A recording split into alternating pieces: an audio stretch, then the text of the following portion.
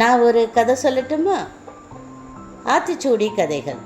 ஔவையார் எழுதிய ஆத்திச்சூடி கதைகளில் தானம் அது விரும்பு.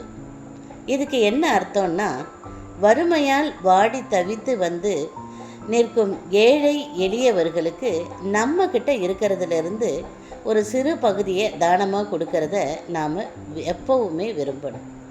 அந்த வகையில் பாண்டுரங்க பெருமாளிடம் ஒரு அடியவர் ரொம்ப பக்தியோடு இருந்தார்.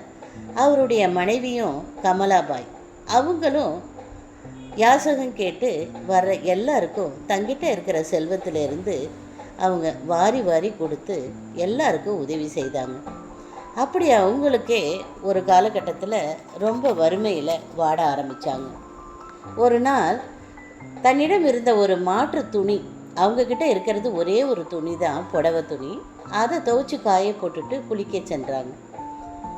அப்போ அவங்க வீட்டை தேடி ஒருத்தவங்க வந்து, அம்மா எனக்கு கட்டிக்க புடவை இல்லை, எனக்கு ஏதாவது ஒரு புடவை கொடுத்து உதவுங்கன்னு சொல்லி ஒருத்தவங்க கேட்கவும், அந்த அடியவர் கொஞ்சமும் யோசிக்காமல் அந்த காய போட்டிருந்த புடவை எடுத்து அவங்கக்கிட்ட கொடுத்துட்டாங்க. குளிச்சுட்டு வந்து பார்த்த கமலாபாய்க்கு ரொம்ப அதிர்ச்சியாக இருந்தது.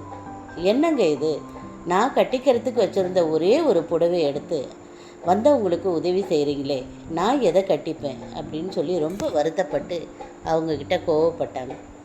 உடனே வந்து கேட்குறவங்களுக்கு நம்ம எப்படி இல்லைன்னு சொல்லணும் அப்படின்னு எனக்கு தெரியலையே அப்படின்னு அவரும் சொல்லிட்டு, சரி வா நம்ம தெய்வத்துக்கிட்டேயே போய் முறையிடுவோம் அப்படின்னு சொல்கிறார்.